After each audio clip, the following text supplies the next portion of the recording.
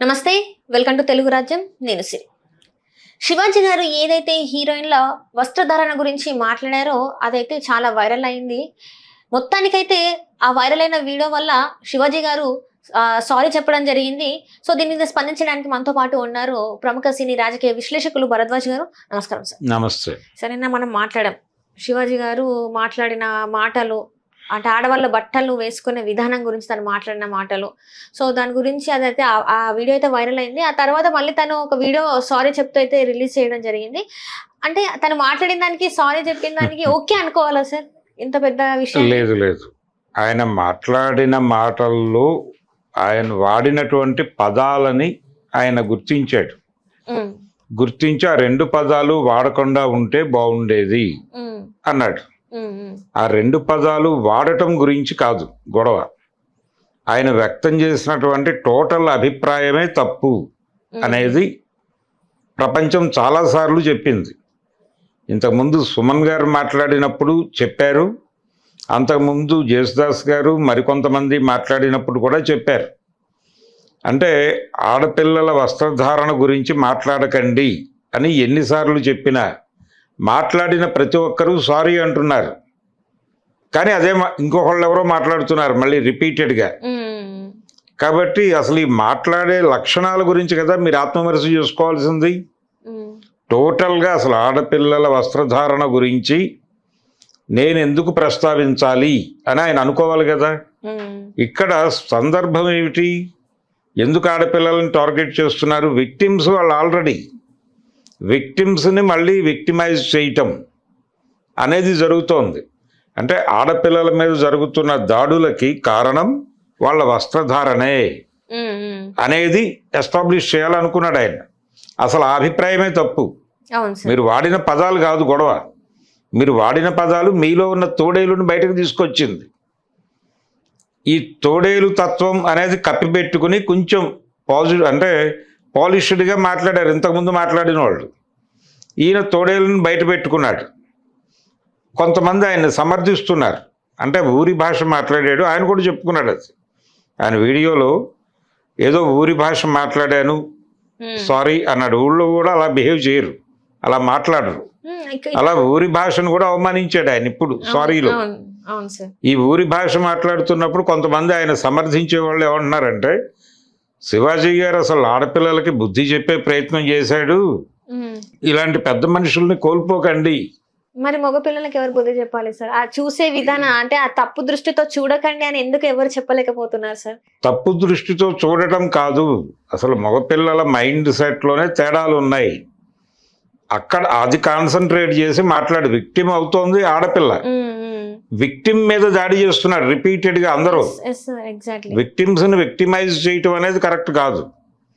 మీరు ఎవరికి బుద్ధి చెప్పాలో వాళ్ళల్లో ఆ తత్వం ఎలా పోగుబడుతోందో అక్కడ మాట్లాడండి. అది మాట్లాడటం మానేసి ఎంతసేపు వీళ్ళకి బుద్ధి చెప్పే ప్రయత్నం చేస్తే ఎలాగా?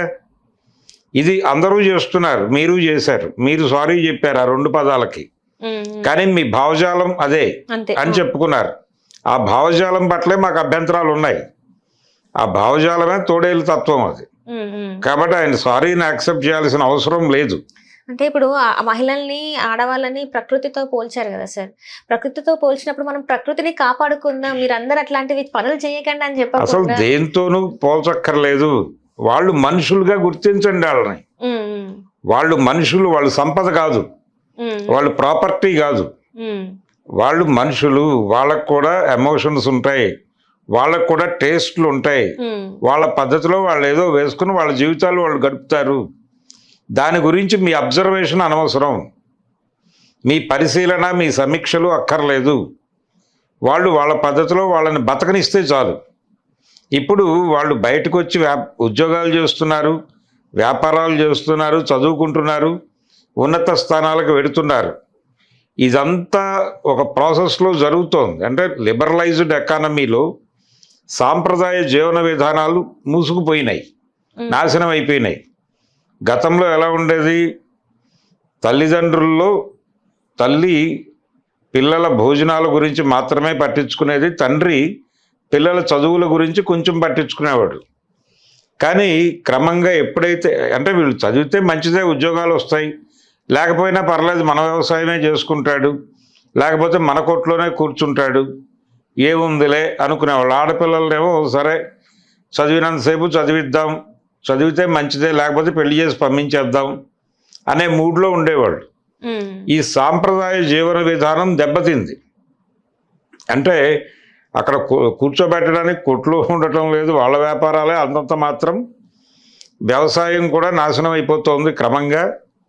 కాబట్టి ఉద్యోగంలోకి పంపించడం తప్ప వేరే ఆల్టర్నేటివ్ ఉండట్లేదు తల్లిదండ్రులకి. పిల్లలు కొంచెం చదువుకోగానే ఏదో ఒక పనిలోకి వెళ్ళిపోవాలని కోరుకుంటున్నారు.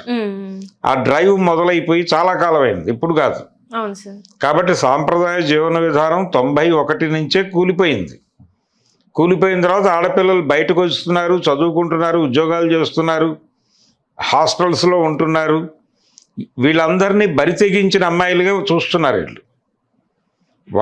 వాళ్ళకి ప్రపంచం అర్థమవుతోంది, వాళ్ళు కూడా ప్రపంచానికి ఎక్స్పోజ్ అవుతున్నారు, ప్రపంచాన్ని అర్థం చేసుకుంటున్నారు, వ్యాఖ్యానిస్తున్నారు.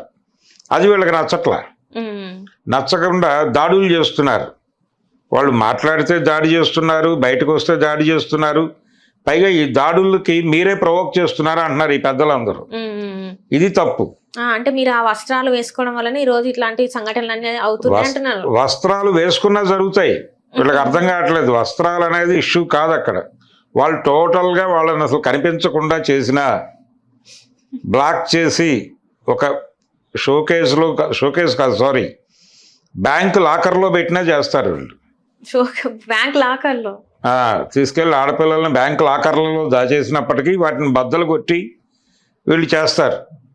ఎందుకంటే వీళ్ళ కల్చర్లో ప్రాబ్లం ఉంది, వీళ్ళ బ్రాటప్లోనే ప్రాబ్లం ఉంది, వీళ్ళ పెంపకంలోనే తప్పు ఉంది. వీళ్ళ పెంపకంలో ఉన్న తప్పు ఏంటంటే ఆఫ్టర్ ఆల్ గర్ల్ అనేటువంటి ఒక ఐడియాలజీని వీళ్ళలో ఇంప్లాంట్ చేస్తున్నారు చిన్నప్పుడే. ఒక ఆడపిల్ల సాధించింది నువ్వు సాధించలేవా అంటారు ఇంట్లో తల్లిదండ్రులు. ఓహో ఆడపిల్లలు తక్కువ మనం ఎక్కువ అనుకుంటాడు వాడు. అది నెమ్మదిగా అలా తోడేలు బీజం పడుతుంది వాడిలో. ఆ తోడేలు క్రమంగా పెరుగుతుంది వాడితో పాటు, పెరిగి ఇలా వ్యక్తీకరణ జరుగుతుంది శివాజీ గారి లాగా. కాబట్టి శివాజీ గారు ఏదో ఆయన గ్రామీణ భాష మాట్లాడేడని, గ్రామీణ పెద్ద మనిషిలాగా మాట్లాడేడని, ఇలాంటి వాళ్ళని విమర్శిస్తే ఆ గ్రామీణ తత్వాన్ని చంపేసిన వాళ్ళం అవుతామని కొంతమంది ఆవేదన చెందుతున్నారు. అది తప్పు. రెండోది, ఆడపిల్లలకి బుద్ధి చెప్పే ఇలాంటి పెద్దలని ఇలా క్రిటిసైజ్ చేస్తే కోల్పోతామని ఆవేదన వ్యక్తం చేస్తున్నారు. మీరెవరో ఆడపిల్లలకు బుద్ధి చెప్పక్కర్లేదు, మొదటిది. రెండోది, మీరు చెప్పదలుచుకుంటే ఎవరికి చెప్పాలో వాళ్ళకి చెప్పండి, వాళ్ళ గురించి మాట్లాడండి, వాళ్ళల్లో ఉన్న తోడేలుతనం గురించి మాట్లాడండి. అది మాట్లాడకుండా కేవలం ఆడపిల్లల గురించి మాత్రమే మాట్లాడటం నేరం. వీళ్ళేదో తమ మీద దాడి చేయమని వీళ్ళే ప్రొవోక్ చేస్తున్నట్టుగా తయారైంది. రెండోది, ఆడపిల్లలే చేస్తున్నారు అనే అభిప్రాయంతో సినిమాలు తీశారు ఈ మధ్యకాలంలో. RX 100 అనేటువంటి సినిమా వచ్చింది, దాంతోపాటు బేబీ అనే సినిమాలో కూడా అది ఫైనల్గా ఆటో మీద రాసి ఉండేది అదే, ఆడపిల్లల్ని నమ్మి జీవితాలు నాశనం చేసుకోకండి అని ఒక సందేశం ఇస్తుంది. ఆ రెండు సినిమాలు చూసింది ఎవరు ప్రేక్షకులు? మగపిల్లలే, మేల్ యూత్ మొత్తం ఆ సినిమాలు చూశారు. వీళ్ళ మనసుల్లో ఉన్న అభిప్రాయం అక్కడ కనిపించింది అంతే. అంటే ఆడపిల్లల్ని దుర్మార్గంగా చిత్రీకరిస్తే దాన్ని భుజానేసుకుని మోసేంత పరిస్థితుల్లో మగపిల్లలు ఉన్నారు అనేటువంటి విషయం నీకు తెలియాలి కదా. నువ్వు కూడా సినిమా ఇండస్ట్రీలోనే ఉన్నావు కదా. కాబట్టి చాలా అపసవ్యతలు ఉన్నాయి వాళ్ళ బుర్రల్లో. ఆ బుర్రల్లో ఉన్న అపసవ్యతలను తొలగించడానికి ఏం చేయాలో అది ఆలోచించాలి. రెండోది, ఆయన చేసిన మాటలు, ఆడపిల్లల వస్త్రధారణ గురించి ఆయన మాట్లాడిన మాటలు, మీటూ అని ఒకటి జరిగింది గతంలో. ఆ మీటూ అనేది జరిగిన నేపథ్యం ఏమిటి? సినిమా ఇండస్ట్రీలో మహిళల పట్ల జరుగుతున్నటువంటి లైంగిక దాడులు, అలాగే లైంగిక బెదిరింపులు. అంటే మీరు కమిట్మెంట్ ఇవ్వకపోతే మేము క్యారెక్టర్ ఇవ్వము అని బెదిరిస్తున్నటువంటి పరిస్థితి.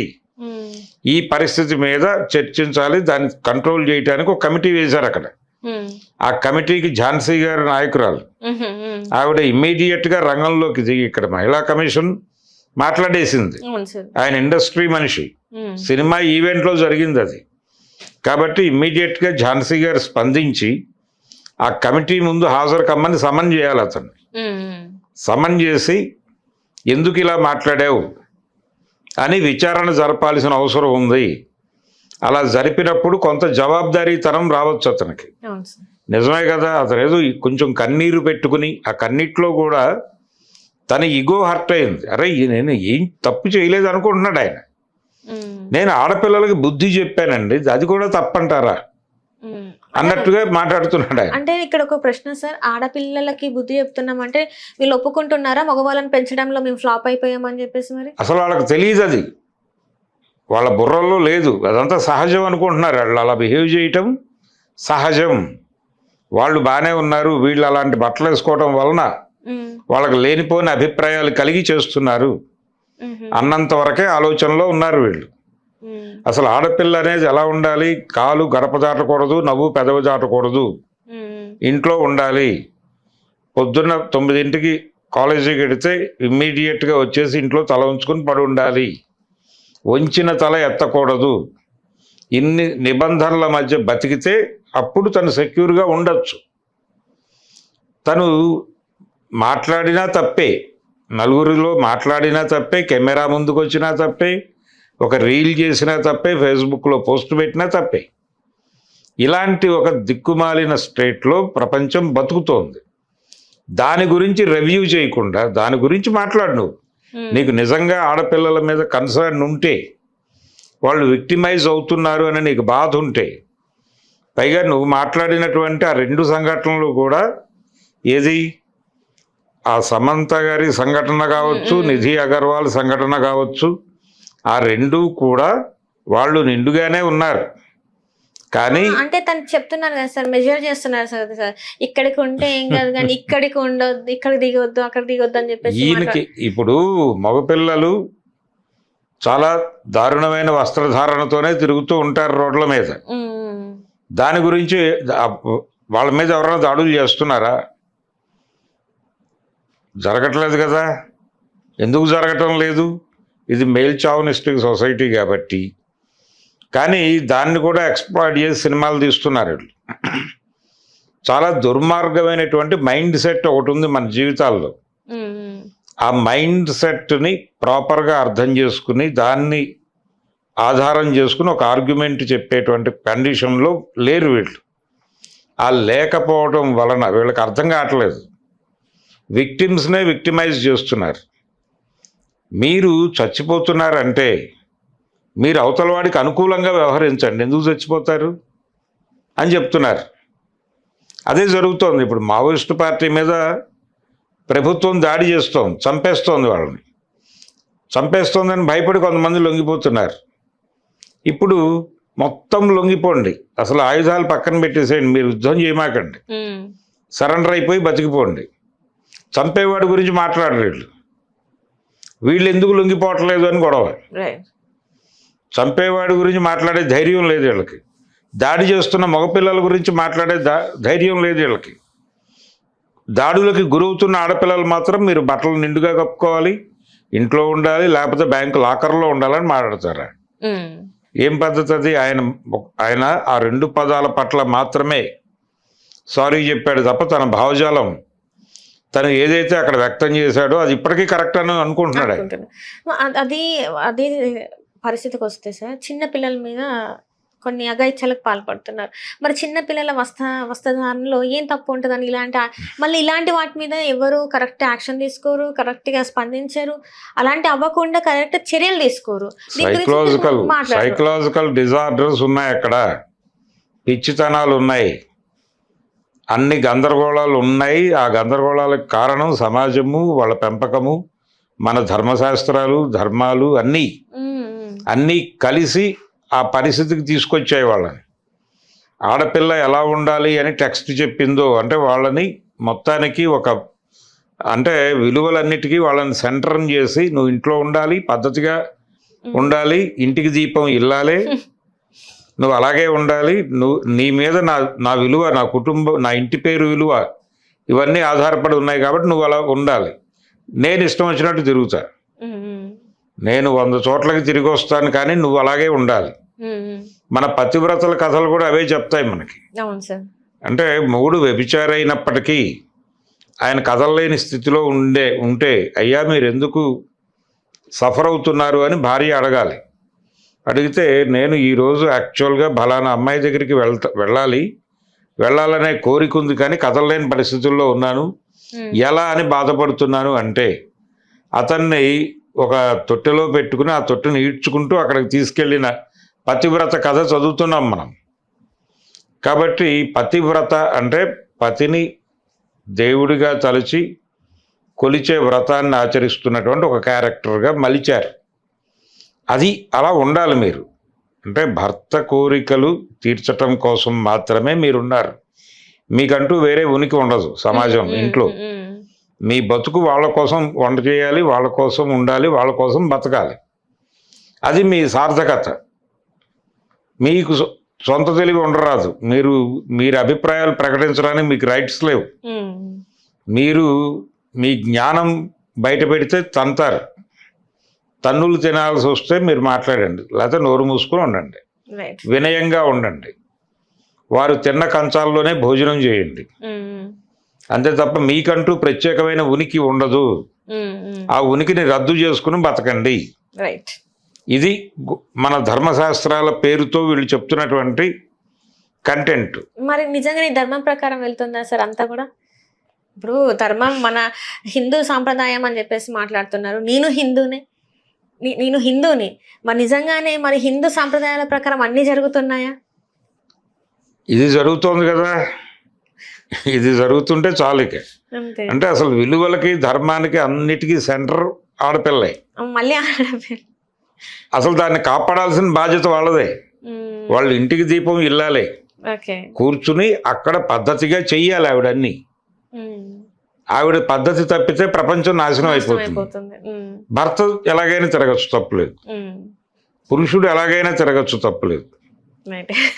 ఆడపిల్ల మాత్రం పద్ధతిగా ఉండాలి, భార్యలు పద్ధతిగా ఉండాలి, భర్తలు అలా ఉన్నా పర్లేదు.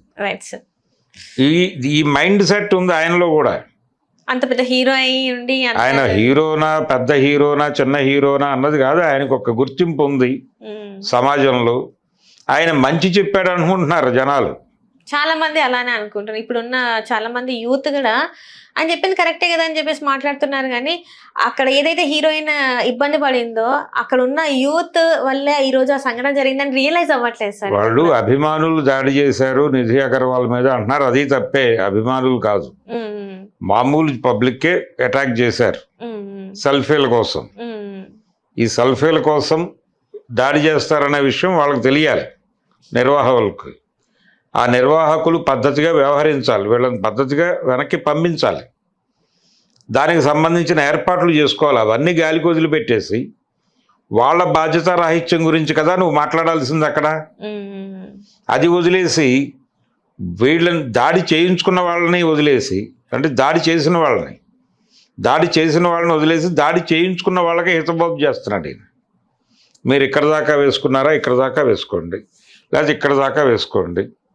అసలు టోటల్గా ప్యాక్ అయిపోయి తీసుకెళ్తారు. అలా చేస్తే ఇబ్బంది లేదా శివాజీకి? పైగా వేదిక మీద ఉన్నటువంటి హీరోయిన్ ఎవరో ఒక అమ్మాయిని, అమ్మ నువ్వు పద్ధతిగా బట్టలు వేసుకున్నావు అమ్మా అని ఒక సర్టిఫికేషన్, ఒక యాంకర్కి ఒక సర్టిఫికేషన్. కాసేపటి తర్వాత ఆయనకు అది కూడా అభ్యంతరకరంగా కనిపిస్తే, చీర ఇలా కాదమ్మా కట్టుకోవాల్సింది, ఇలా కొంచెం ట్రాన్స్పరెంట్గా ఉంది నువ్వు వేసుకున్నటువంటి చీర, అలా ఉండకూడదు, ట్రాన్స్పరెంట్గా లేనటువంటి ఒక ముతక చీర కట్టుకుని దాన్ని ఇలా కప్పుకోవాలి, నువ్వు జాడీలాగా తయారవ్వాలి అని చెప్తాడు ఆయన. ఇంకొంచెం లీనియన్స్ ఇస్తాయి. కాబట్టి అది పరిస్థితి అయినది. ఆ మైండ్ సెట్ మీద అటాక్ జరగాలి. సినిమా ఇండస్ట్రీ నుంచి ఇది కూడా ఒక రకమైన మానభంగమే. కాబట్టి సినిమా ఇండస్ట్రీలో ఇలాంటి లైంగిక పరమైనటువంటి వ్యవహారాల మీద ఓవర్ యాక్షన్ చేసే వాళ్ళని ప్రాసిక్యూట్ చేయటానికి ఏర్పాటై ఉన్నటువంటి కమిటీ ఆల్రెడీ ఉంది అక్కడ. ఆ కమిటీ ఈ విషయం గురించి ఎలా స్పందిస్తుందో కనుక్కోవాలి. Thank you so much sir. Thank you. Hello, Telugu రాజ్యం ఛానల్ చూస్తున్నారా? సామాజిక సామాజిక రాజకీయ జీవన చిత్రణే తెలుగు రాజ్యం. అతిశయోక్తులు అసత్యాలు ఉండవు. రాజకీయ కోణం కాదు, ప్రజా కోణమే కొలబద్ద. తెలుగు రాజ్యం వీక్షణ మీ ఉత్తమ అభిరుచికి నిదర్శనం.